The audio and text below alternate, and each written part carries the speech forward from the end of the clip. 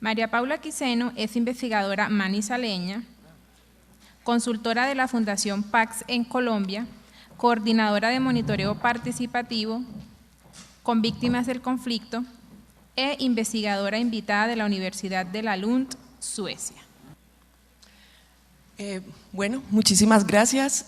Primero que todo quisiera agradecer al Banco de la República y a todos los organizadores de este evento la oportunidad de poder participar.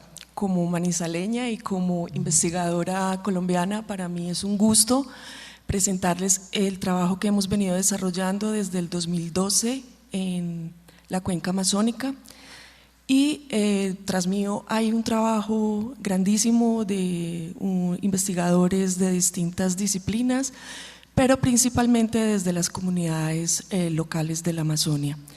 Primero les voy a presentar un pequeño video que les animará a la presentación que les voy a hacer y al final pues podrán salir a comer nuggets de pollo. ¿Podrían bajar las luces de este lado si son tan amables?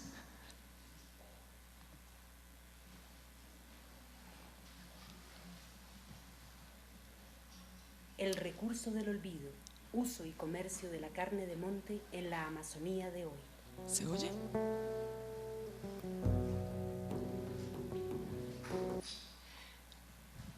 Parece que no tenemos volumen, Víctor, y esta mañana había bastante. Gracias.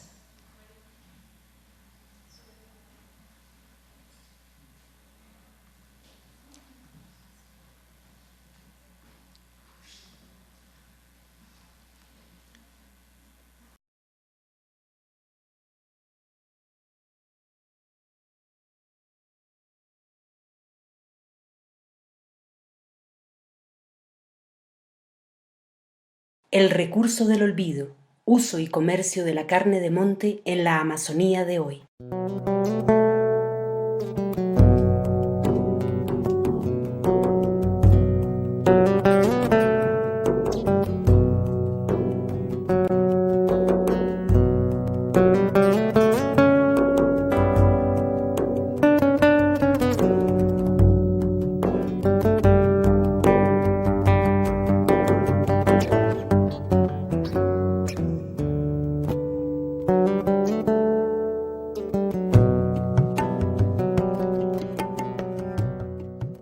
Hoy en día la población humana se concentra en la ciudad.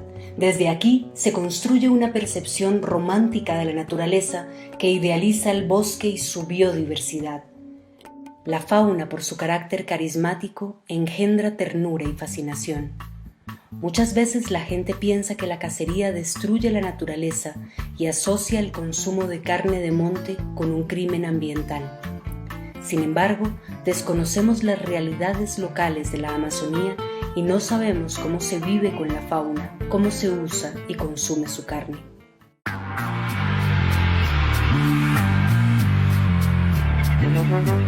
La realidad de la Amazonía actual es que gran parte de la población vive en centros urbanos y se caracteriza por movimientos y flujos constantes entre lo rural y lo urbano, lo tradicional y lo moderno, lo indígena y lo colono, que conviven, se mezclan y crean nuevas realidades, con acceso creciente a mercados globalizados y medios de comunicación modernos por vía aérea, terrestre, acuática y nuevas tecnologías.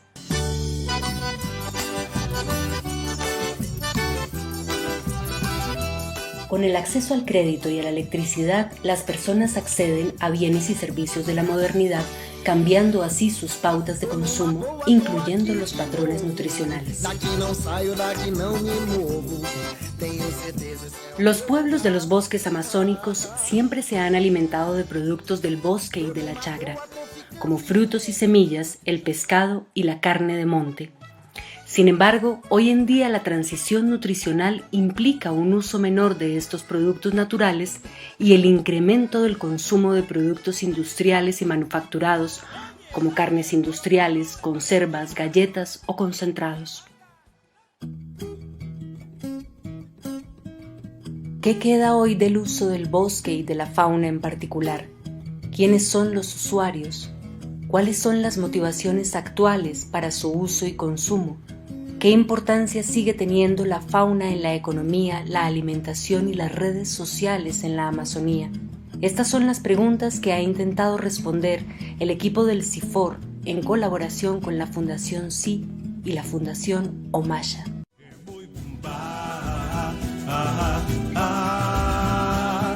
Los llevamos a la triple frontera entre Brasil, Perú y Colombia para conocer y entender cómo se vive con la fauna y cómo se consume la carne de monte localmente en las fronteras permeables de la Amazonía. En Puerto Nariño y las comunidades indígenas ticunas del río Amazonas, gran parte de lo que se caza se consume en la comunidad, se regala o se vende localmente. A veces también se manda a los familiares que viven en la ciudad. Sin embargo, en las ciudades de la zona trifrontera, como Tabatinga, Benjamín Constant, Atalaya do Norte del lado brasilero, Leticia en Colombia y Caballococha y Santa Rosa en Perú, también se vende la carne de monte. Para los cazadores rural o periurbanos es una fuente de ingresos que complementa sus otras actividades.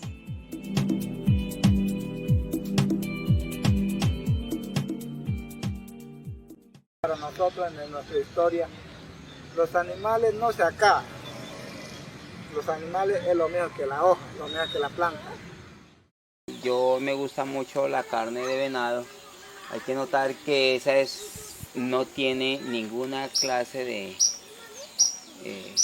químicos, no tiene nada. Es algo de la naturaleza. Es una carne que no tiene ningún preparativo de químicos ni nada, es una carne normal. Que hoy en día consumen muchas las tribus indígenas y por la cual llegan a muchos años. Nos acostumbramos a comer toda clase de animales y son para las familias, para las personas y son usos para nosotros como ticunas. Vivimos de eso, de la carne de monte, es más bueno que de la res, del cerdo, todo eso y pues la dante es muy saludable de la selva, tienen toda clase de vitaminas. Nosotros vivimos de la caza. La caza para nosotros es algo para el sustento de la familia y que pues de ahí sacamos también para los de la necesidad. Y además la carne para nosotros tampoco es de desperdiciarlo, porque si no se maneja esta en forma adecuada, pues ahí es donde que ya la carne, a matarlo usted puede matar más de la cuenta. Pues en Colombia nos obstaculizan sobre la venta de carne al comercio, pero pues dándonos cuenta es que por ejemplo en el Perú y en el Brasil, que los paisanos de nosotros hacen la caza y venden sus carnecitas pues al mercado, ¿no? Entonces ahí es donde nosotros nos sentimos mal. Porque la policía decomisa mucha carne, no deja matar animales, no se puede vender en la comunidad, en el pueblo o en el mercado. Me gusta carne de sajino, pauquil, tortugas y ború. Pues para cazar una guara pues se viene a un salado calladito, es un comedero. Pues para llamarle a un animal y se le silba, se le llama, se le da.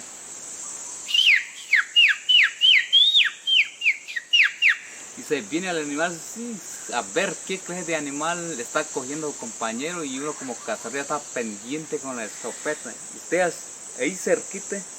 De carne lo que prefieres, como le dije, carne de monte, carne de majás, carne de venado, el ahumadito, que se hace el picadillo, el estofado, eso le gusta a la gente.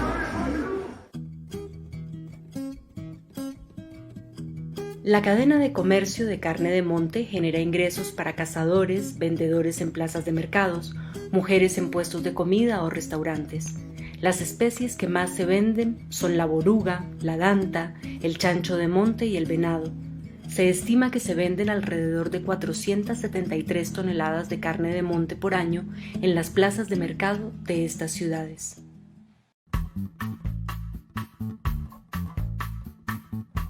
En zonas urbanas, la carne de monte la compran esencialmente personas con recursos medios o altos, particularmente los fines de semana, y es elegida por su sabor y la percepción de que se trata de una carne saludable. Los indígenas que viven en la ciudad rara vez compran carne de monte.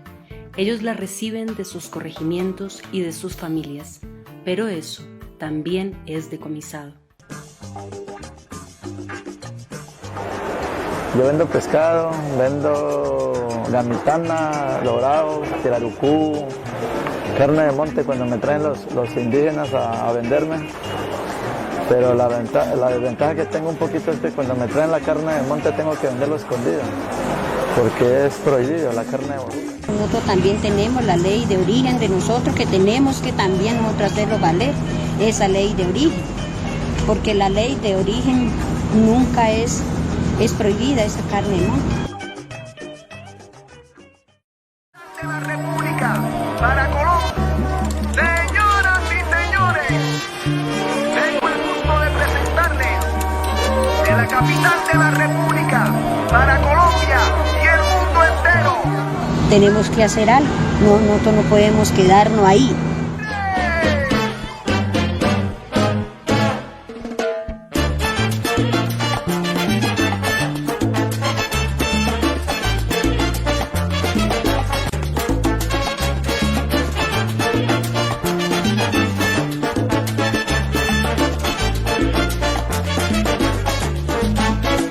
Señoras y señores, les voy a presentar a la orquesta que les va a tocar.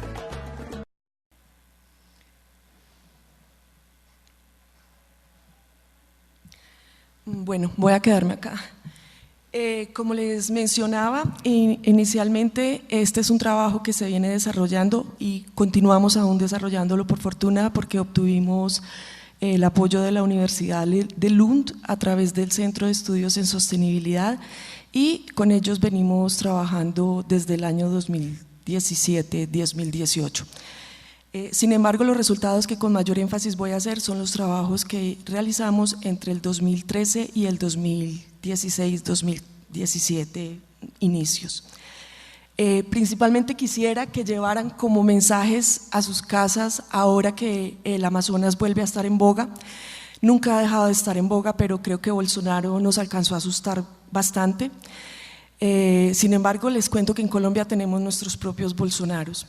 Entonces, primero, que los bosques pues no son solo un conjunto de árboles, y es esencial reconocer que la fauna y las poblaciones locales humanas son parte integral de estos ecosistemas, y que por tanto tenemos que trascender a mirarlos ya como socioecosistemas. Mi enfoque va a ser muy desde la fauna, dado que decidimos enfocarnos en el estudio del paisaje amazónico y de los bosques amazónicos alrededor de un tema cotidiano que era la alimentación, y la alimentación está atravesada principalmente por el uso de la fauna silvestre, y el uso de la fauna silvestre se encuentra legalmente en un limbo jurídico respecto a la utilización.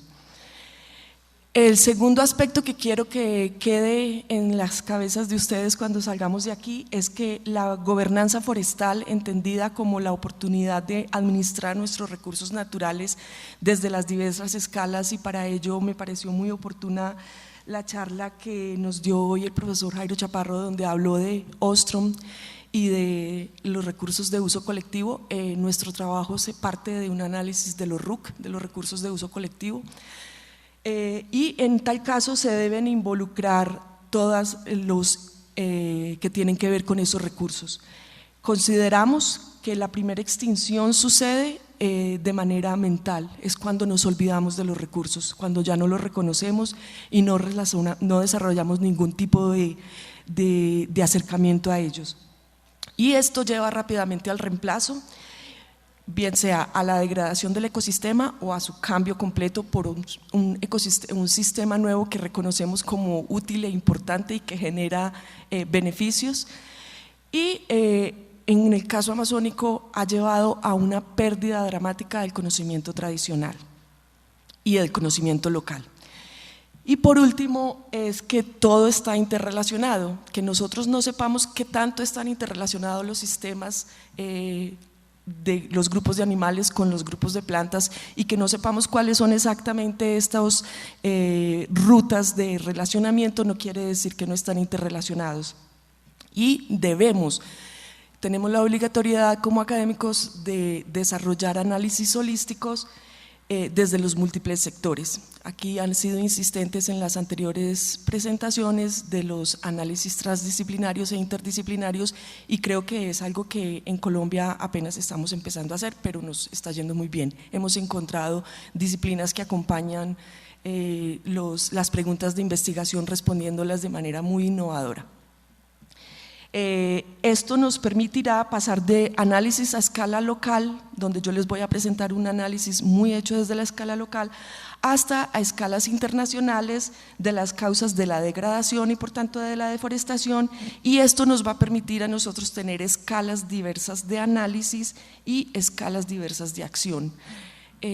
Cuando empecé a trabajar en la Amazonía y me paré y llegué en el avión y vi ese brócoli gigante, sentí que no tenía nada que aportar allí, que probablemente mi conocimiento era mucho más andino, era en ese momento experta en sistemas de uso de biodiversidad y quedé muda realmente. No, pensé que todo lo que había aprendido no tenía manera de aplicarlo allí y tal vez no sabía cómo.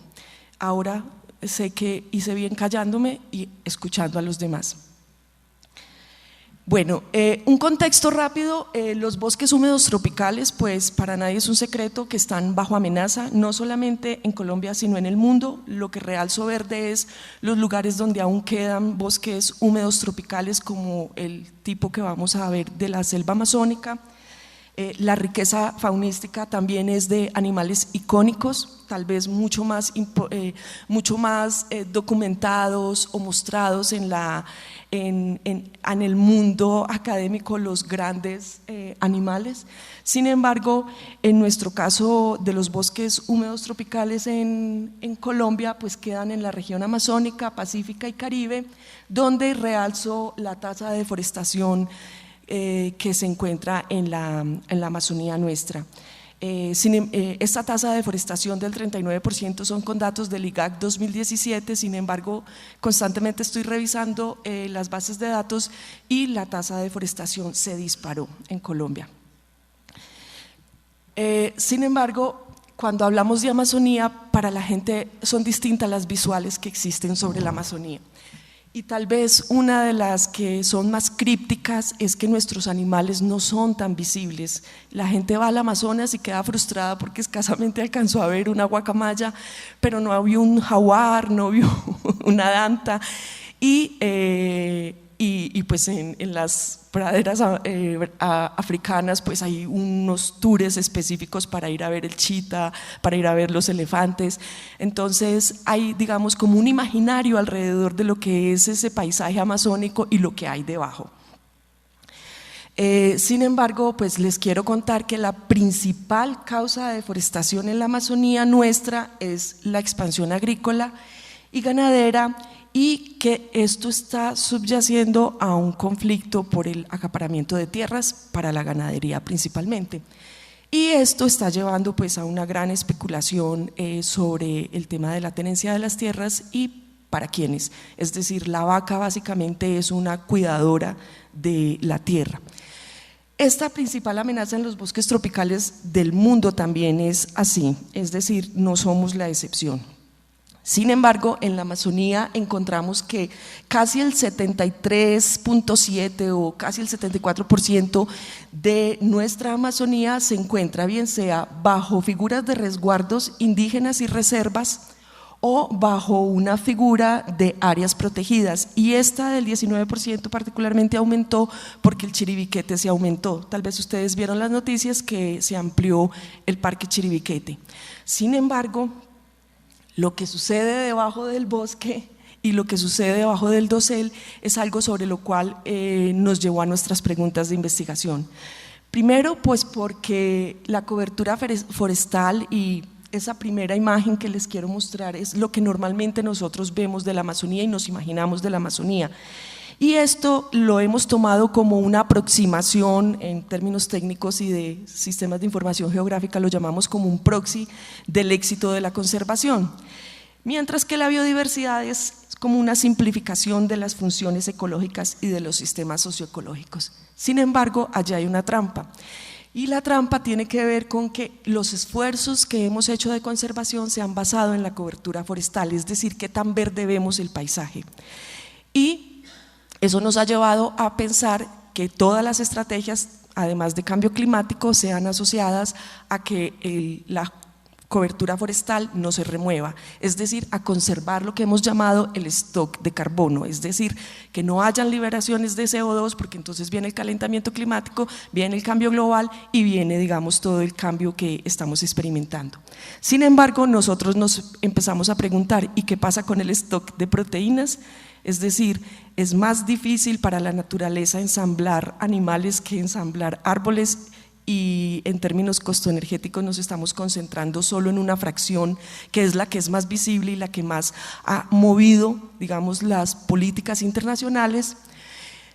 Y empezamos a buscar literatura y encontramos, por supuesto, el síndrome de los bosques vacíos, donde ya no lo había dicho el investigador Redford en el 92, y nos lo repitió Terborgh, que es otro de los inminentes investigadores, en el 2008, donde nos decía: los bosques se están quedando vacíos, es decir, así tengan cobertura vegetal, así en los SIC aparezcan manchas verdes, debajo están vacíos. Y nosotros en el 2011 planteamos un reto a través del Centro de Investigaciones Forestales de Indonesia, el CIFOR, con quienes empecé a trabajar en la Amazonía en el 2012, planteamos un reto a los autores de bosques vacíos. Si existen los bosques vacíos, entonces también tenemos estómagos vacíos.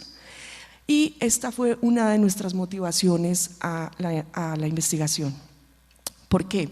Pues porque mientras tanto la fauna en los bosques tropicales, en los datos que teníamos en Colombia, esta seguía siendo usada. Es decir, la fauna es usada para alimento principalmente, para temas de salud y para beneficio económico. Y vimos que la carne además estaba siguiendo una trayectoria rural y urbana, es decir, no solamente se estaba consumiendo en contextos rurales, sino que estaba pasando a contextos urbanos. Y que esta explotación se daba de manera tanto legal para solo aquellas comunidades indígenas donde tienen derecho a la cuota de alimentación a través de la cacería de subsistencia, que es solo en la línea de pobreza puedes cazar el alimento que vas a consumir y no se puede vender nada de los excedentes. Es más, el intercambio por otros productos de interés está siendo ya criminalizado por las autoridades ambientales. Entonces todo el mercado es ilegal. Y esto nos llevó a evaluar que existen políticas muy contradictorias, que lo que estaban haciendo era fomentando el acceso ilegal al recurso y también privatizando el aprovechamiento de los recursos. Las políticas de biodiversidad en Colombia hasta el 2005-2007 validan el zocriadero como única manera de obtener beneficios económicos a través del manejo de la fauna silvestre colombiana. El caso de los zocriaderos en Colombia, un paréntesis, es solamente exitoso con grandes inversiones de dinero solo para babilla, que es una piel de segunda donde la carne se desperdicia. Entonces es una política que también hemos evaluado y nos ha parecido que es bastante contradictoria. Mientras tanto, el conocimiento que tienen las comunidades y las necesidades que tienen las comunidades sobre el manejo de la fauna, pues cada vez caía en un hueco más grande y en un vacío sobre el manejo que podía darse. Y la academia colaboraba en ahondar este hueco y distanciamiento entre los saberes locales y las oportunidades de manejo de los recursos. Sin embargo, también debíamos reconocer que nosotros no sabíamos, no conocemos, desconocemos qué estaba sucediendo con la fauna bajo esos nuevos contextos amazónicos como los que les presenté al inicio. Entonces, la gran pregunta era continuar en el paradigma entre enfrentar posibilidades de conservar sin usar o si todo tipo de uso generaba definitivamente cero oportunidades de conservación. Aquí es donde introduzco el tema de gobernanza forestal, porque decidimos que aceptábamos más bien pasar hacia un proceso de transiciones donde había que estudiarlo con otros ojos, con otra mirada, y pensar que ese viejo paradigma ya debía ser derribado, al menos en la Política Nacional de Biodiversidad en Colombia. Nuestro estudio al inicio mostró que 473 toneladas de carne de monte eran comercializadas en la Triple Frontera, estudiando solo 5 ciudades. 473 toneladas fue una sorpresa para la academia, fue una sorpresa para nosotros mismos y fue una sorpresa para las mismas comunidades quienes no habían visto en conjunto los datos. Esto quiere decir que se consumen 3.2 kilogramos de carne de monte per cápita por año, y esto tampoco es tan escandaloso, sin embargo eran datos que no se habían reunido. Y encontramos pues que no era insignificante comparándolo con otros contextos amazónicos que habían sido estudiados anteriormente. En Tabatinga se consume 56 toneladas para una población de 52.000 habitantes más o menos. En Abaetetuba, en Brasil, los brasileños son quienes más se han preocupado por esta temática, 128 toneladas de carne de monte para una población de 130.000, y en ese momento, como estábamos trabajando con el CIFOR, teníamos un proyecto hermano en la cuenca del Gabón, y encontramos que en la capital, en Franceville, se comercializaban 45 toneladas de carne de monte. Lo que quería decir que en Colombia no era insignificante. Al inicio Corpo Amazonia nos dijo que era un tema insignificante, y pudimos demostrar que no era insignificante, más bien era pobremente estudiadas, y que no podía perderse de vista los contextos periurbanos y urbanos, porque se consideraba que era insignificante en contextos rurales, en contextos de los resguardos, que era simplemente para la subsistencia. Entonces nuestro contexto de trabajo se amplió en ese paisaje amazónico y pasamos de pretender estudiar sistemas socioecológicos tradicionales en comunidades boscosas a estudiar sistemas socioecológicos modernos en comunidades boscosas, donde hay una conexión constante entre lo rural y lo urbano.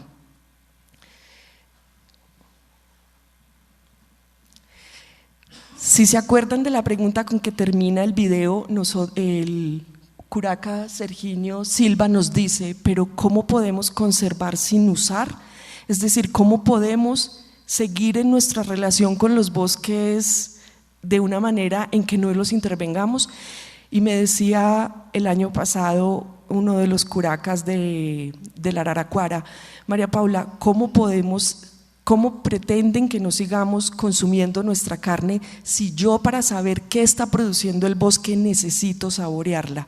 Cada vez que me como un pedazo de carne de monte, yo sé dónde hay frutos, yo por el sabor sé qué árbol floreció y por el sabor sé qué se está produciendo en la selva. Es la manera de yo comunicarme con el monte para saber si hacemos una expedición hasta allá a recoger frutos o si todavía no es la época de fructificación, porque los cambios climáticos han hecho que la productividad también se altere.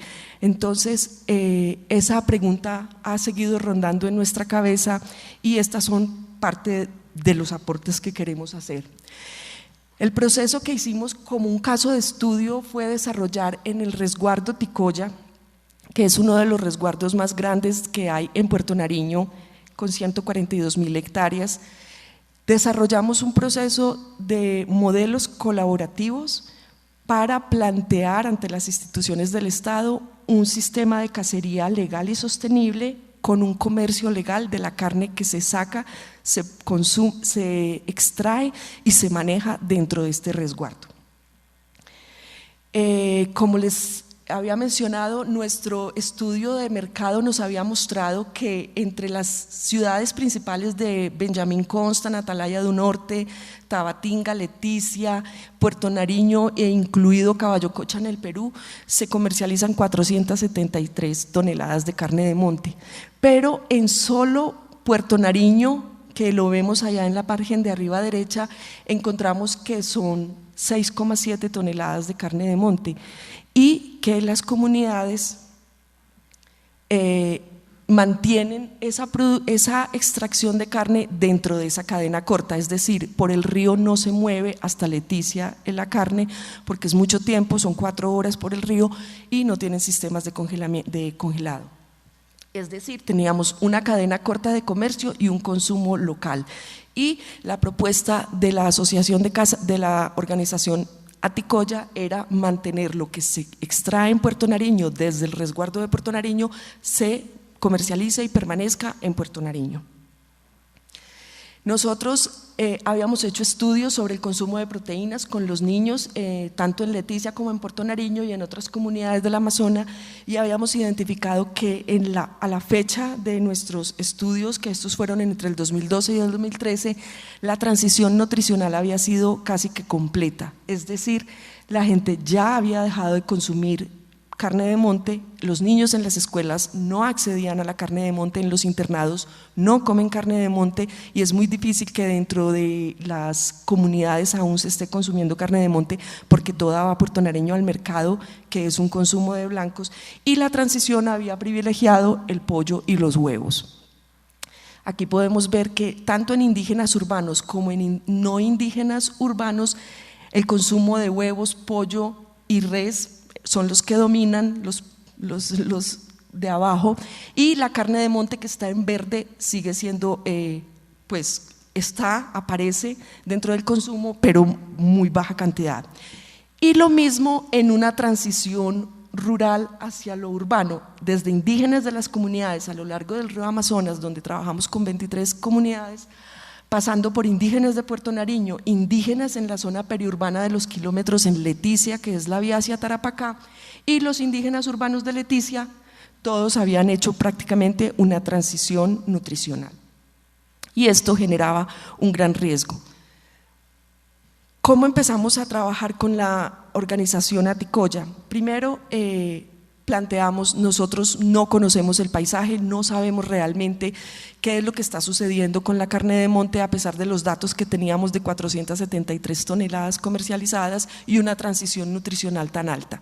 Empezamos a trabajar con mapeo participativo y para nosotros aquí fue el clic más importante que tuvimos con las comunidades, el que ellos pudieran hacer su propia cartografía, que pudieran empezar a dibujar de su territorio, de los 142.000 hectáreas, cuáles son los sitios de importancia para la nutrición y en este sentido empezamos a tener el acercamiento desde los cazadores de las 23 comunidades del río Loretoyacú y Amacayacu, acercarse a nosotros para contarnos dónde estaban los recursos que son cazados, cómo se mueven ellos en su paisaje y cuáles son los sitios que había que empezar a conservar, manejar o definir como comanejo.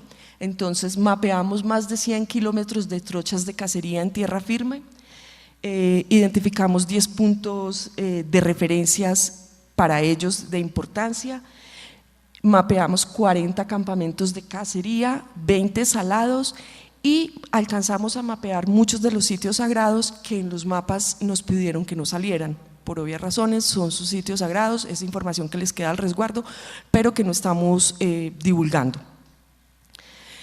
Estos son uno de los principales resultados. Pudimos, de la mano de los cazadores y de los sabedores, hacer recorridos y levantar mapas temáticos desde la visión de ellos, con ellos recorriendo cada una de las trochas de caza.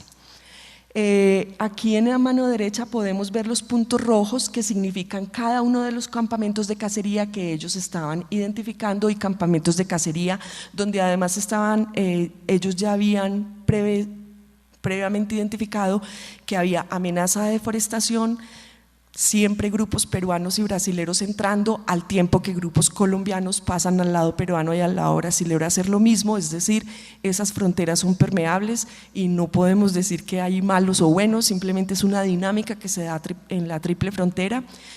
Y también alrededor de la deforestación pues viene la cacería, primero se va hacia el bosque de animales y luego se deforesta y de hecho esa es la carne que consumen los madereros. Paralelamente a este mapeado empezamos a hacer fototrampeo, es decir, a poner cámaras trampa para identificar si sobre esas mismas trochas y sobre áreas que ellos tenían identificadas como sitios de no cacería, cuál era la oferta de animales. Todo esto era la línea base que la organización Aticoya quería demostrarle a Corpo Amazonia y al Ministerio de Ambiente, que ellos podían hacer el manejo de su resguardo y que en el traslape con el parque, que en la imagen anterior todo lo que está achurado en cuadros es el Parque Amacayacu, con quienes tienen conflictos permanentes de aprovechamiento de recursos, ellos podían incluso mejorar la gobernanza y el manejo de ese territorio a través de acuerdos compartidos. Entonces diseñamos un protocolo con las comunidades, los jóvenes fueron cruciales, los jóvenes empezaron a interesarse nuevamente, no solamente en comer la carne que le traen los papás, sino en saber qué estaba pasando dentro del monte. Y empezamos a hacer un monitoreo en 72 puntos de muestreo con 5 semanas de monitoreo con cámaras trampa. Ellos aprendieron a manejarla, aprendieron a bajar la información de las cámaras al computador y empezaron a encontrar fotos de animales. Cuando empezaron a encontrar las fotos de los animales fue el segundo clic que tuvimos con toda la comunidad, fue sí. Hay muchos animales, mucho más de lo que nosotros nos imaginábamos, solo que son muy difíciles de ver por un lado, y por otro lado a nosotros ya nos da miedo ir a zonas muy lejanas. Los viejos cazadores estaban muy viejos y muy enfermos, ya no iban tan lejos y la cacería que estaba sucediendo solo en un área específica. Esto los llevó a que rápidamente pensaran en cómo adaptar reglas de gestión y de caza en reuniones familiares en tiempo real. Es decir, al tiempo que levantamos los mapas y al tiempo que sacábamos la información de las cámaras trampa, les mostrábamos dónde había sucedido eso en sus mapas, qué animales habían allí, y ellos empezaban a tomar decisiones. Eso fue muy importante porque primero, los jóvenes a través de este ejercicio y de este proceso participativo se conectaron nuevamente con muchos de los animales. El volver a ver el jaguar, sentir que estaba cerca y que conviven aún en el mismo territorio, el ver cuáles eran, digamos, los animales que más estaban apareciéndoles en términos porcentuales de las fotografías que son efectivamente capturadas, les llevó, digamos, a pensar qué era lo que realmente, el valor que tenían dentro de su resguardo y las necesidades que tenían de repensar el manejo en él. Por su parte, el monitoreo y espacializamos esos resultados, es decir, en discusiones que tuvimos con las autoridades tradicionales, bien fuera con los curacas, y aquí se empezaron a sumar las mujeres. Fue muy importante. Al principio fue un trabajo hecho con los cazadores, donde además ellas hasta se sorprendían que otra mujer, éramos 3 mujeres en el grupo, hiciéramos recorridos por las trochas de cacería, es decir, que nos interesara irnos al monte a que nos piquen los zancudos, cuando las mujeres esperan la carne en la casa y son las que se encargan de la cocina. Y hay una información muy importante allí también. Entonces ellas empezaron a sumar a esa espacialización, nos decían, no, muéstreme en el mapa todas las guaras que han salido y dónde, porque yo quiero saber si mi esposo sí está yendo al campamento adecuado a cazar, porque yo le digo que me traiga, que estamos cansados de comer venado y quiero que me traiga danta y él se está yendo para otro lado. Entonces, fue muy interesante empezar a ver esto porque la cacería se define en la cocina la noche anterior y es una decisión familiar respecto a los sabores de la comida. Entonces, por ejemplo, acá con la boruga, no sé, aquí le dicen paca, la Cuniculus paca, no, bueno, acá la conocen porque aquí hay guagualoba. Esta es amazónica, la que tiene esas motitas, donde se ve más grande el animal, quiere decir que se fotografiaron al menos 10 individuos, es decir, hay una población importante allí. Y donde está más chiquita la foto, el animalito, el más pequeñito, quiere decir que al menos se fotografió 1 o 2. Y donde aparece la X es que no aparecieron en las cámaras trampa ninguna foto. Así lo hicimos también y nos pidieron, no, y dígame dónde está el jaguar ahora, por dónde está pasando, según las trochas, por dónde está merodeando, etcétera, etcétera. Entonces este ejercicio además se convirtió en un proceso participativo de discusión y de visualización de su territorio. ¿Qué hicimos adicionalmente? Pues empezar a monitorear la cacería, es decir, qué saca cada cazador en cada faena de caza cuando sale y qué lleva a casa y qué tanto de esto se queda en la casa o qué tanto de esto se comparte con los vecinos o se comercializa. No importa si fue de manera clandestina, en un formato ilegal, etcétera, etcétera. A nosotros no nos interesaba criminalizar el acto, sino conocer la trayectoria de la carne. Entonces, a través de un aplicativo que se ha venido usando muchísimo en África para hacer seguimiento a animales, lo adaptamos con imágenes muy detalladas. En un aplicativo, todos los indígenas ahora usan celulares, smartphone, y les interesa mucho estar conectados a la tecnología. Empezaron a documentar los animales que cazaban, es decir, incluso me mandan fotos desde el río, que hay conexión de Claro, me alcanzan a mandar fotos de la cacería del día. Y anotaban cuánto se cazaba, quién había ido, a dónde había ido, qué animal era, si era hembra o macho, sabor de la carne, incluso me llegaban a decir, sabe a tales pepas, y la utilización de los animales. Esto llevó pues a que se vincularan mucho más cazadores y personas de las distintas comunidades. Hicimos capacitación a todos, o sea, mostrándoles cómo era de fácil utilizar el aplicativo. El aplicativo es muy intuitivo, con imágenes de siluetas de cada uno de los animales, y los que no sabían leer podían seleccionar si había sido un animal, un solo individuo o más de un individuo por la cantidad de animales. O sea, realmente fue algo que pudimos llegar a transferir de manera muy adecuada.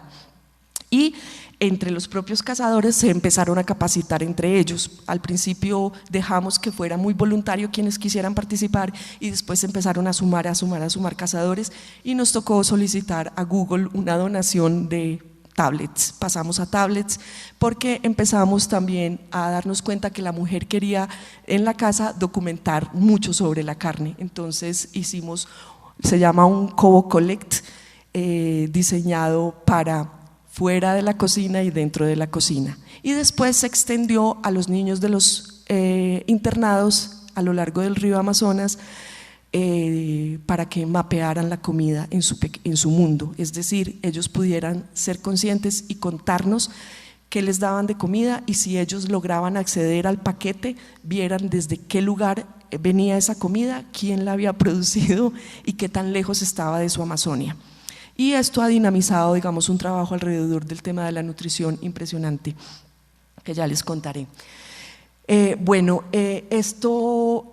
uso del aplicativo fue un éxito de alguna manera. Pudimos llegar a hacer 3 años de monitoreo utilizando estos aplicativos. Llegamos a hacer todas las descargas de Excel con el resguardo en reuniones participativas con ellos, a hacer los análisis de los datos de manera conjunta. Finalmente nos inventamos una manera de hacer el conteo con madera, donde tallaron los animales y empezaron a hacer el conteo de, listo, esto que dice aquí en el Excel, esto quiere decir que son tantos animales, y los ponían sobre la mesa según las tallas de madera que tenían. Y a utilizar los resultados, por supuesto, para la toma de decisiones, es decir, cómo vamos a empezar entonces ahora a ordenarnos en el comercio y en el mercado. Entonces, estas eran las gráficas que hacíamos con ellos a partir de lo que nos resultaba del análisis de cacería y consumo. Y en términos biológicos, pues nosotros muy mirando cuáles eran las especies favoritas para el consumo por temporadas y cuáles son los animales que son mayormente cazados. También porque queríamos un poco llevar a la reflexión a la corporación, a parques, principalmente el Parque Amacayacu, y al Ministerio de Ambiente, la Subdirección de Fauna, que por supuesto no nos ha querido mucho, sobre cuáles son esas especies sobre las que de verdad hay que hacer una mirada y no meter en un mismo costal la prohibición de toda la proteína animal que viene del bosque. Por ejemplo, la boruga no está en peligro de extinción, no está en ninguna lista roja. El venado, sí, la boruga por supuesto, y de pronto el marrano de monte está vulnerable, pero vulnerable fuera de contextos amazónicos, que eso es también otra cosa muy importante de pensar. El venado está en peligro de extinción en estos contextos boscosos más andinos, pero habría que evaluar de manera mucho más detallada en un contexto amazónico que vamos a llamar vulnerable o en lista roja. Me lo decía incluso Uldarico Matapí, uno de los indígenas con los que actualmente estamos trabajando más el tema del conocimiento tradicional, cuando íbamos llegando a la Araraquara en un carguero, en un avión, me dijo: Pablita, mire para abajo. Y yo: uy, Uldarico, no se ve nada. Y me dijo: ¿y usted cómo puede decir que está en extinción la danta? Y me quedé, nuevamente le traigo el mensaje a los académicos, no sé cómo llegamos a ese dato, pero apareció en los libros rojos en peligro inminente de extinción. Entonces, sobre esos cruces de resultados, por un lado la oferta natural a través del fototrampeo y por otro lado lo que se extrae y lo que se consume a través del análisis de los cazadores y los que sacan la carne del monte, pues pudimos identificar cuáles son los sitios donde hay que hacer una mirada en detalle, es decir, cuáles son las áreas del resguardo que les están proveyendo su comida, que son las neveras, es decir, donde hay que tener cuidado. Y empezamos a cruzar esa información con sitios de minería, sitios de extracción forestal y amenaza forestal o amenazas de distinta índole. Esto nos permitió con ellos llegar, digamos, a unos análisis mucho más integrados alrededor de su paisaje. Paralelamente hicimos pues otros tipos de estudios y principalmente pues nos enfocamos en entender las tradiciones que influyen en la cacería. Trabajamos mucho con las mujeres, una vez identificamos mujeres cazadoras, que también fue una sorpresa para nosotros. En la Amazonía hay mujeres cazadoras. El tema de la manipulación de las carnes, el tema de los tabús asociados al consumo, temporadas en que hay veda, temporadas en que de acuerdo a lo que el animal está comiendo es posible o no es posible consumir, el tema de las enfermedades y en general todo lo que estaba asociado al consumo ya en la carne de monte y mucho alrededor de las recetas. E incluso sacamos un recetario sobre cómo se prepara y cómo se maneja ciertas carnes asociadas a los tabús, es decir, cuando una mujer está en embarazo, qué animales puede comer o no, cuando un niño está creciendo, la dieta que debe tener un niño entre los 0 y el primer año, del primer año a los 3 años, es otra dieta. Empezamos a darnos cuenta que allá hay un mundo increíble de información que son las que deben definir las reglas de la gobernanza forestal alrededor del manejo de los recursos del bosque, como es el de la fauna. Y entendimos nuevas prácticas tradicionales de cacería como los llamados. En África habíamos encontrado, por lo menos al menos en Gabón, se encontró que los cazadores llaman a los animales y los animales vienen y ellos disparan. Y aquí en el Amazonas encontramos lo mismo, existen llamados alrededor entre los cazadores hay prácticas de llamados, los probamos y nos dimos cuenta que funcionan. Y empezamos a desarrollar esto de los llamados como una metodología paralela para el monitoreo de la fauna. De allí, de todo este proceso de trabajo, nació la primera asociación de cazadores de Puerto Nariño. Y cuando ellos no lo plantean, nosotros les decimos, se los van a tragar vivos, o sea, el sistema ambiental los va a poner en el límite de la ilegalidad más horrible y se quieren visibilizar así. Y dijeron, pero si los pescadores tienen una asociación de pescadores, ¿por qué nosotros no podemos seguirnos llamando cazadores? Somos los que más conocemos el monte, somos los que proveemos de proteína a nuestras comunidades y tenemos que seguir en la clandestinidad, cuando somos los que podemos manejar el bosque. Entonces colaboramos con ellos, la asociación se constituyó en diciembre del 2015 ante Cámara de Comercio y ellos nos presentaron su plan de trabajo. El primer punto de su plan de trabajo era tratar de realizar una cacería legal, es decir, que además de que ellos pueden proveer de proteína a sus comunidades a través de la cacería de subsistencia, se legalizara el comercio del excedente que sobra dentro de Puerto Nariño, ojalá dentro de los colegios donde están estudiando sus hijos, es decir, que esa proteína no salga de Puerto Nariño, sino que vaya dentro de las cuotas de alimentación que maneja Bienestar Familiar, esa sea la proteína primero que entre al sistema para que no salga. O sea, la proteína, si ustedes vieron, eran pollos y huevo.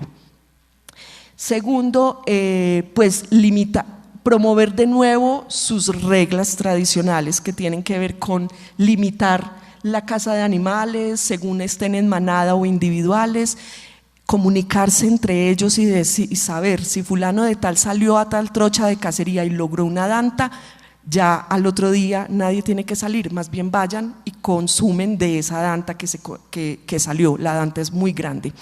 Entonces, porque también identificamos que se les descomponía la carne, a pesar de que la entierran entre el monte, no saben cuántos cazadores salieron en ese momento y no saben cuánta carne entró al sistema.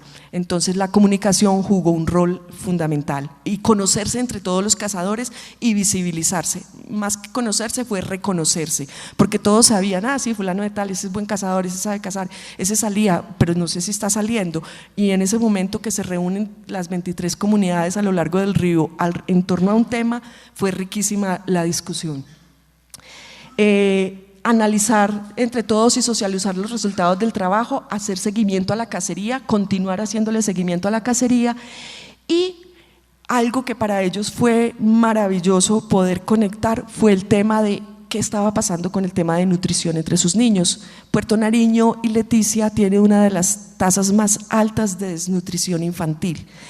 Y ellos estaban sorprendidos y realmente preocupados porque en Puerto Nariño les llegó la noticia de cómo aparecen en las estadísticas nacionales con respecto a la desnutrición. Entonces empezaron a acercar a la Secretaría de Salud para conocer la realidad nutricional de sus poblaciones.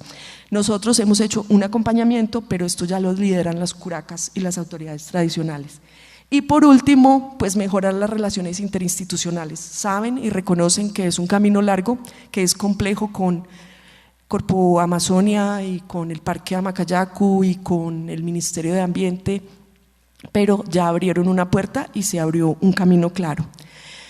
Por otro lado, cerrando ya un poco el tema del estudio de caso de gobernanza forestal en ese punto, nosotros en términos académicos nos preguntamos, bueno, y si esto era así en la Amazonia, ¿cómo será en el resto de Colombia? ¿Cómo serán las ciudades que están aún con algunos relictos boscosos o con algunas áreas que les podrían proveer fauna para el consumo? Entonces nos lanzamos a hacer un estudio entre el 2016 y 2017 en todo Colombia, porque también, según los datos que habíamos identificado, se presumía que era insignificante, que ya no queda nada de mercado de carne de monte en las galerías y plazas de mercado de Colombia, y que yo más bien decía es que ha habido un poco interés por esto, y también pues porque como es clandestino es difícil de hacerle seguimiento, de estudiarlo, y pues por otro lado porque desde la academia a veces decimos que es mejor no mirar el estado del arte y tratar de combatirlo, porque todo el programa en cada una de nuestras corporaciones, en las 34 corporaciones autónomas regionales, encontramos unos rubros muy altos de control y vigilancia al tráfico y comercio de fauna y flora. Pero el de fauna es simplemente control y vigilancia, es combatirlo, no se sabe ni siquiera qué es lo que están combatiendo, entonces decidimos mostrarle qué es lo que podían estar combatiendo. Seguí la misma metodología que habíamos desarrollado en la Amazonía, que era observación participante, visitas a puntas de venta, posibles puntos de ventas de carnes. Empecé a trabajar preguntando por comidas tradicionales y carnes tradicionales y hice recorridos en comunidades y conversaciones informales con comerciantes y con gente que consume comida en la plaza de mercado. Es decir, desayunaba casi que día de por medio en las plazas de mercado. Y recorrí 24 ciudades medianas en 5 ecorregiones de Colombia, entre el Caribe, la Andina, la Pacífica, la Orinoquía y la Amazonia. De manera particular les quiero mostrar que estuve en la zona del Quindío, entre Circasia, Montenegro, Salento y Calarcá. Me recorrí las plazas de mercado de Bogotá, me recorrí 23 plazas de mercado que tú también las debes conocer maravillosamente, principalmente la plaza de Palo Quemado y la gran plaza de Corabastos, donde ya les contaré cómo funciona allí.